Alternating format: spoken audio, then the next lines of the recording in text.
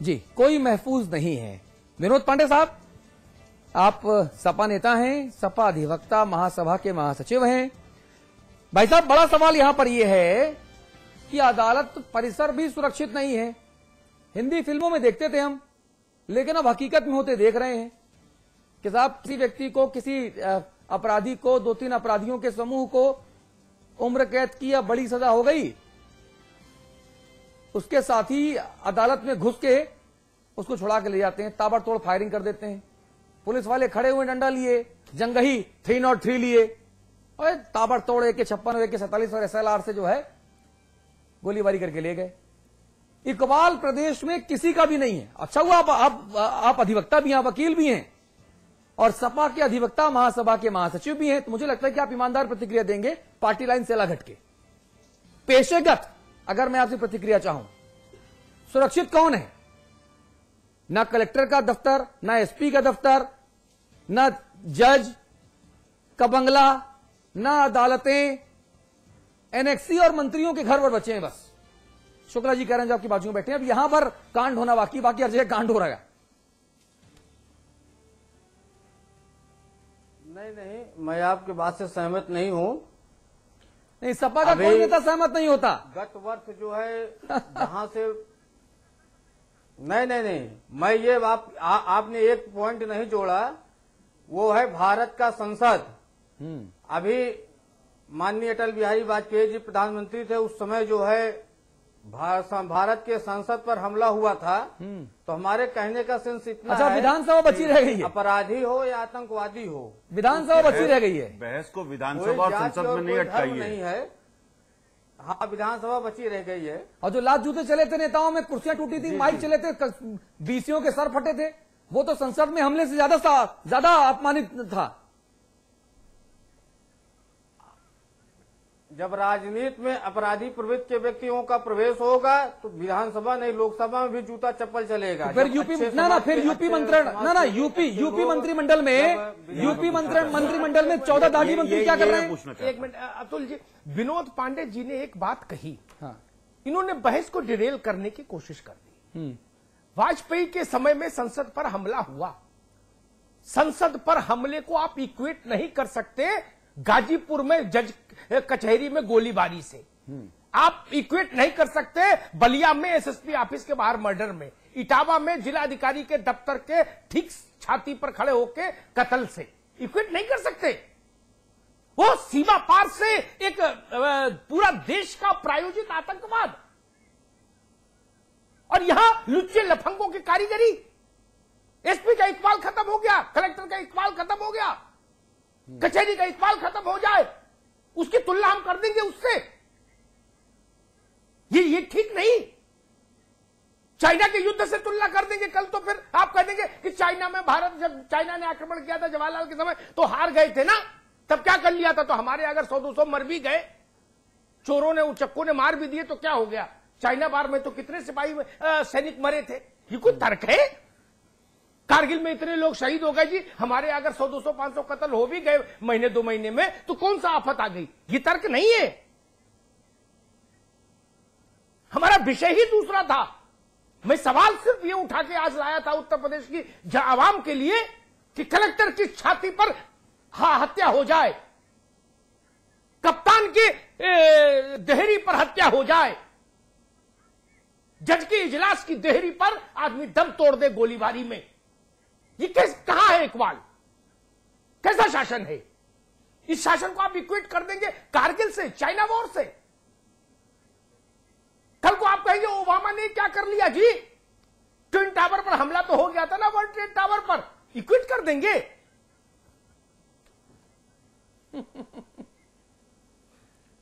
जब हाले DSP मार दिया गया और उसको इक्वेट करते हम ले जाके बिन लादेन के अटैक से, अमेरिका के कहीं, जब बिन लादेन के अटैक को ओबामा नहीं बचा पाया तो हम DSP को क्या खाके बचाते? अगर ये तर्क है तो इस तर्क को सैल्यूट। तो फिर तो वाकई यूपी में राम राज्य है। फिर इस तर्क के आगे तो बहस खत्म ही हो जाती है ना। पांडे जी जी कुछ मुखरित करिए। हेलो, हाँ, कुछ मुखरित करिए।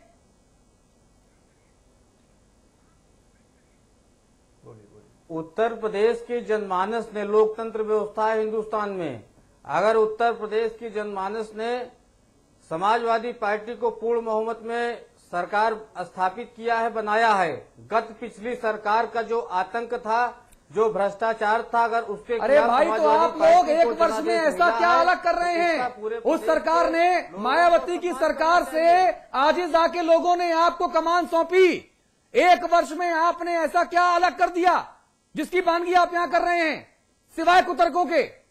एक वर्ष 5 साल में जो उत्तर प्रदेश में जो 5 साल का उजड़ा हुआ समय था, उसको वर्तमान अखिलेश की सरकार ढर्रे पर ले आने का काम कर रही है। अच्छा, थोड़ा समय डीएसपी की हत्या, ना डीएसपी की हत्या की साजिश क्या मायावती की सरकार में हुई थी? 27 दंगे हुए, क्या मायावती की सरकार में उसकी साजिश रची गई थी? आपके अफसर आपकी सुनते नहीं हैं। रामगोपाल जी, मुलायम सिंह जी यादव सरकार के कामकाज से खुश नहीं हैं। ये भी क्या साजिश मायावती के शासनकाल में रची गई थी? कैसा कुतर्क कर रहे हैं भाई साहब आप? मुझे 1 मिनट नहीं, समाजवादी पार्टी के राष्ट्रीय अध्यक्ष मुलायम सिंह यादव जी सरकार से खुश हैं, बीच बीच में वो नसीहत देते रहते हैं, हाँ। कमान को टाइट रखते हैं। हाँ, मैं इतना जरूर मानूंगा कि उत्तर प्रदेश के जो आईएएस लॉबी और आईपीएस लॉबी है, ब्यूरोक्रेट है, ये अभी बेलगाम है। और बेलगाम क्यों है ये भी सुन लीजिए। माननीय मुलायम सिंह जी यादव ने जो 9 विक्रमादित्य मार्ग में बैठक हुई थी, जिसमें सपा के विधायक थे, एमएलए थे, राज्यसभा लोकसभा के सांसद थे और सपा के कोर कमेटी की बैठक में सारे लोग शामिल हुए थे, उसमें मुलायम सिंह जी ने कहा था कि अखिलेश जी, आप जिस तरीके से हर किसी को संतुष्ट करना चाहते हैं, लोग आपसे कहते हैं अच्छे हो, आप सख्ती नहीं करते। उन्होंने कार्यकर्ताओं को यह भी कहा, नेताओं को यह भी कहा कि आप लोग डीएम और एसपी के दफ्तर में बैठकर जो अपने काम सिद्ध कराते हो, वो कराना बंद करो, कार्यकर्ताओं की सुनो। दरअसल आप लोगों की ये कमी है कि आप लोग अपने काम कराने में इस कदर मशगूल हो जाते हो कि अधिकारी काम कर नहीं पाते। आईएएस एसोसिएशन ने लिखित में चिट्ठी दी है मुलायम सिंह जी यादव को। पता होना चाहिए आपको कि नेता ठीक से काम ही नहीं करने दे रहे, तो हम काम कहां से अच्छा करें?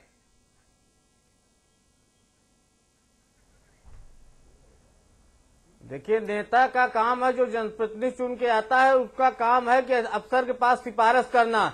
सही काम क्या है, गलत काम क्या है, ये ब्यूरोक्रेट का काम है। कमरे में बंद करके कुंडी चढ़ा के 4 तमाचे मार के अपना काम कराना भी क्या नेताओं का काम है? 1 मिनट विनोद जी, आपने एक बहस के दूसरे चरण में अपना जो संभाषण शुरू किया, वो आपने एक टिपिकल एपिसोड से किया, जो सारे नेता कहते हैं कि उत्तर प्रदेश की जनता ने पूर्ण बहुमत की सरकार समाजवादी की बनाई। यहीं से सब लोग शुरू करते हैं, अथ श्री सत्यनारायण कथा आरंभ हो, ठीक है ना जी। मुझे उत्तर प्रदेश से एक आदमी, उत्तर प्रदेश के नागरिक हैं, हम भी तो वहीं से शुरू। सुन लीजिए ना, मैं भी वहीं का नागरिक हूं विनोद जी, मैं भी वहीं का नागरिक हूं। मुझे उत्तर प्रदेश की धरती से एक आदमी ढूंढ के लाइए जिसने सपा को वोट दिया हो, वो भी जो ये कहे कि मैंने इसलिए वोट दिया कि एसपी के यहां सुरक्षा की गुहार लगा के निकलूं और निकलते ही गोली मार दी जाए। इसके पक्ष में जिसने वोट दिया हो उस आदमी को लाइए, मैं माफी मांग लूंगा। वो आदमी ढूंढ के लाइए जो ये कहे कि कचहरी में कत्ल हो जाए, हम इस व्यवस्था के पक्ष में हैं। वो आदमी ढूंढ के लाइए जो ये कहे कि कलेक्टर की छाती पर आंखों के सामने गोली मार दी जाए। जी, वो आदमी आप ले आइए, मैं आपकी बात मान लूंगा। जी, और इनके पास वो आदमी होगा नहीं सिवाय, ना आपके पास वो आदमी नहीं है सिवाय खोखले वायदों के। अशोक कुमार साहब जुड़ गए हमारे साथ, आप आईजी हैं बीएसएफ के। अशोक कुमार जी, बहुत स्वागत है आपका समाचार प्लस पर। धन्यवाद जी।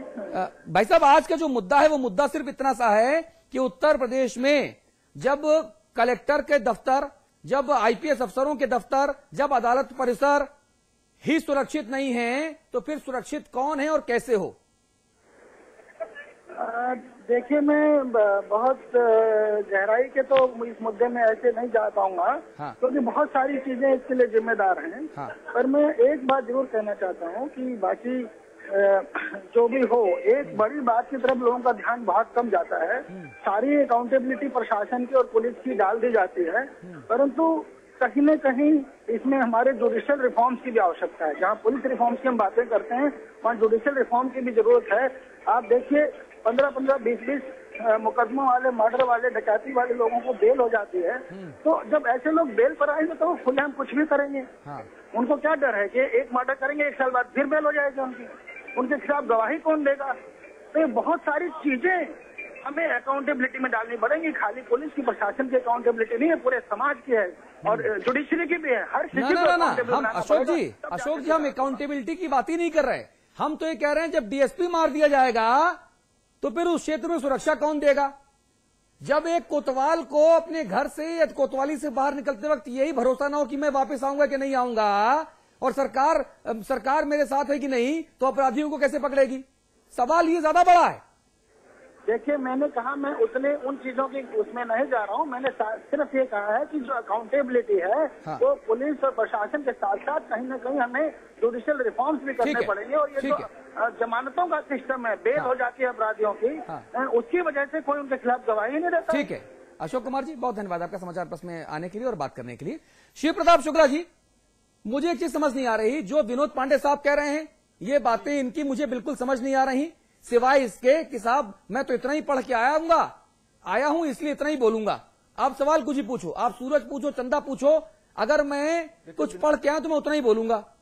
दिक्कत क्या इनकी इस जगह पर है? दिन को रात कह रहे हैं, रात को दिन कह रहे हैं, दिन को दिन मानने को तैयार नहीं है।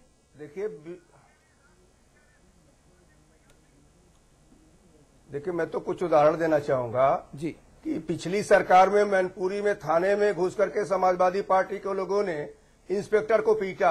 हाँ। संत कबीर नगर का जिलाध्यक्ष वहां पर जो समाजवादी पार्टी का था वह पूरी तौर पर जो है थाने पर कब्जा कर लिया, पीटा, हत्या किया, और उसके बावजूद भी उसकी अध्यक्षी नहीं गई।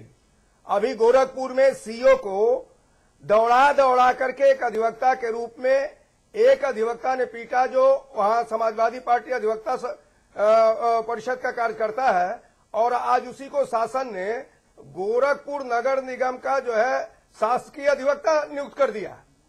यह पूरी स्थिति उत्तर प्रदेश में समाजवादी पार्टी के लोगों के द्वारा की जा रही है। मैं पहले जो कहा, मैं आज इसको कहने में जरा भी हिचक नहीं कर रहा हूं कि अगर समाजवादी पार्टी के लोग गुंडों को टिकट देंगे, समाजवादी पार्टी के लोग लफंगों से पूरी तौर पर राजनीति कराएंगे, न तो पिछली मायावती के सरकार में न इसमें, मुझे कल्याण सिंह का वो समय याद है, मैं उनके मंत्रिमंडल का सदस्य था, और उत्तर प्रदेश की विधानसभा में उस समय उन्होंने घोषणा किया कि अगर 1 सप्ताह के अंदर श्री प्रकाश शुक्ला नहीं चला जाएगा तो मैं त्यागपत्र देने को तैयार हूं। और 1 सप्ताह के बाद श्री प्रकाश शुक्ला पकड़ा जाता, ये जो है उसका इनकाउंटर होता है और उत्तर प्रदेश की विधानसभा में ताली बजती है। कल्याण सिंह बहुत साफ साफ ये कहा करते थे कि उत्तर प्रदेश के अधिकारियों को खुली छूट है कि वह अपराध नियंत्रण करें। अपराधी या तो उत्तर प्रदेश की सीमा में रहेगा तो जेल में रहेगा, नहीं तो उत्तर प्रदेश की सीमा से बाहर रहेगा, और नहीं तो निश्चित रूप से वह हमारे अधिकारियों के द्वारा ऊपर भेज दिया जाएगा। यह जब आत्मबल हो, इस प्रकार का साहस हो, तो सरकार चल सकती है। और इसी नाते आज कल्याण सिंह जी याद किए जाते हैं, इसी नाते राम प्रकाश गुप्ता जैसा ईमानदार मुख्यमंत्री और राजनाथ सिंह जैसा मुख्यमंत्री याद किया जाता है। हम बहुत साफ शब्दों में कहना चाहते हैं, मुझे तो वह समय भी याद है जब केवल अपनी सरकार को चलाने के लिए, बचाने के लिए यही जो है वीवीआईपी के हाउस है, वहां पर जाकर करके बैठकर इधर मायावती जी और काशीराम जी बैठे हुए थे और एक स्टूल पर मुलायम सिंह जी को बैठना पड़ा था। मैं बहुत अच्छी तरह से मुलायम सिंह जी को जानता हूं कि बड़े अच्छे नेता हैं, बहुत अच्छे नेता के रूप में जानता हूं। लोग तो कहते हैं खड़ा रखा था, ये आज अपनी सच्चाई को स्वीकार करते हैं।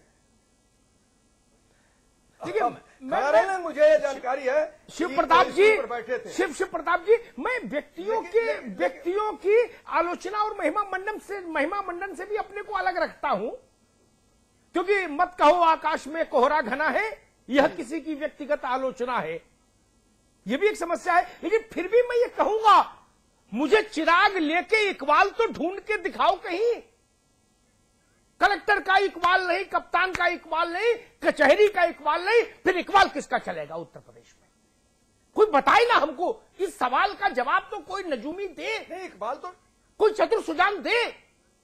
अजब माहौल है भाई। और फिर अंत में